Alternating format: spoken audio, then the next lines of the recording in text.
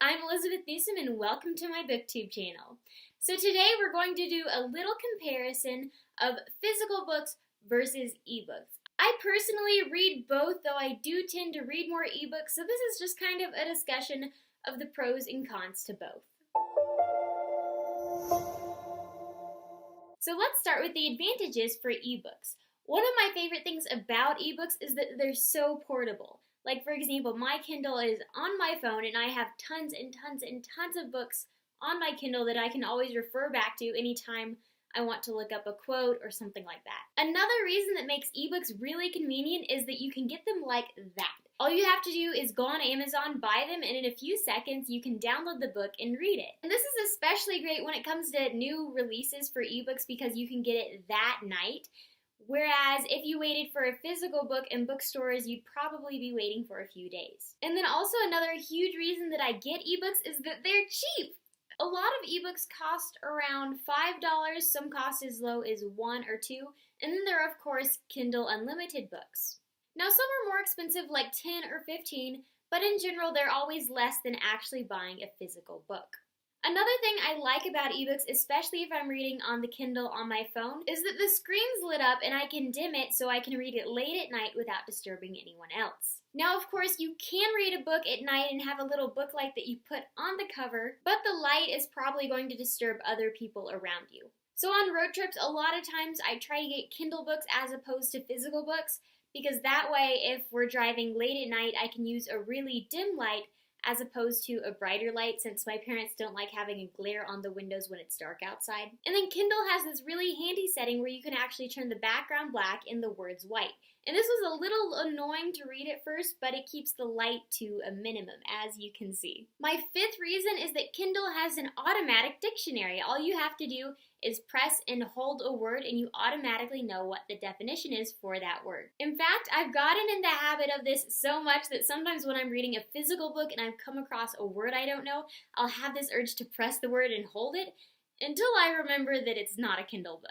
My next reason is that you can search more easily for quotes. A lot of ebooks have some sort of search feature. So if there's a quote you really liked in the book and you can remember some of the words, you can just look it up in that search feature. My next reason is that ebooks are never sold out. You never have to go to a store and be disappointed that for some reason they don't have the book or that it's sold out, because ebooks are always available. And then finally, you never lose your place.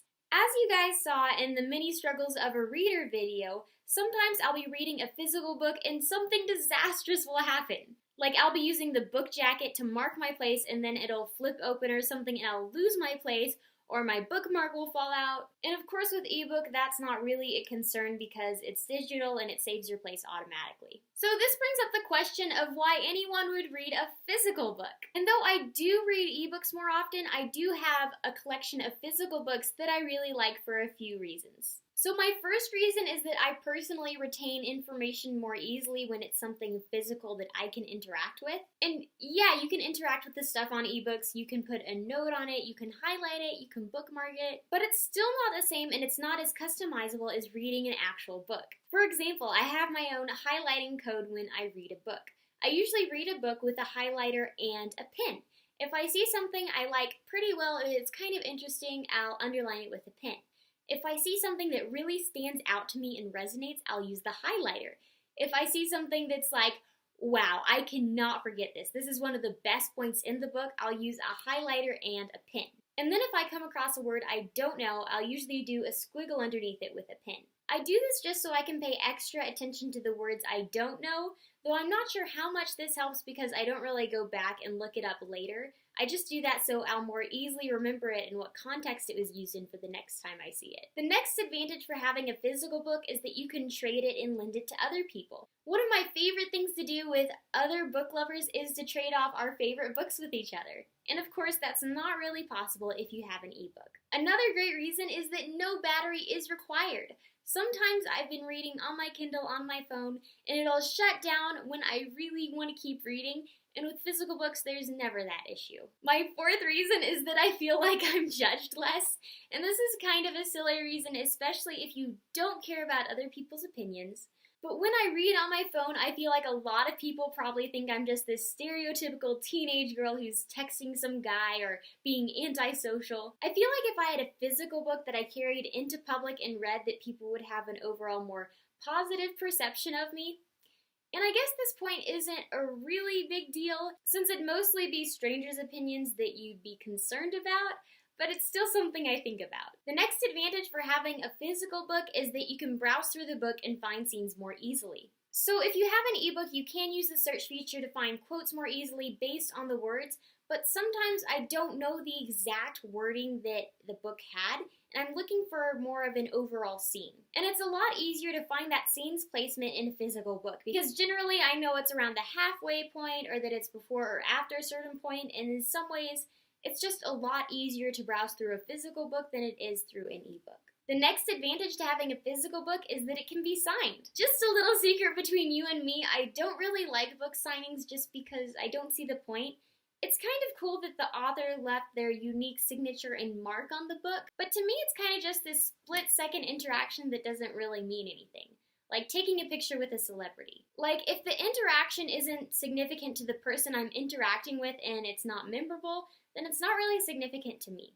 But I'm sure this is an advantage for a lot of other people out there, which is why I'm mentioning it. The next advantage is that you get a better, prettier cover. So the cover can kind of look the same on a physical book and an ebook, but a lot of physical books have special interior designs and gloss on the front or glittery things or shiny things. And in case you can't tell, I really like those things. And you don't get that if you have an ebook because it's just the image.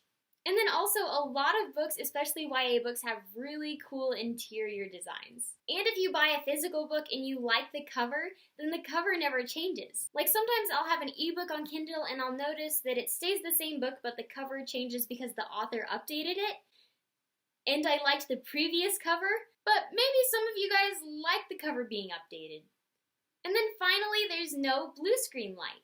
Though reading can be pretty hard on your eyes, which is why I have contacts now, it's not as harsh as artificial light, and also with artificial light there's that blue lighting you have to worry about. So if you're up reading late on your phone or something, then you'll probably have trouble going to sleep, unless you have a Kindle with e-paper or something like that. Well guys, those are all the reasons that I could think of for why you should have a physical book or an ebook. And I primarily buy ebooks just purely out of convenience, but I do like physical books in other ways, as I've mentioned throughout this video. But I do like physical books in other ways for reasons I mentioned earlier. Now I'd like to hear your thoughts. Do you guys prefer physical books or ebooks? Or do you kind of like both for different reasons? Let me know down below, and I will see you next time.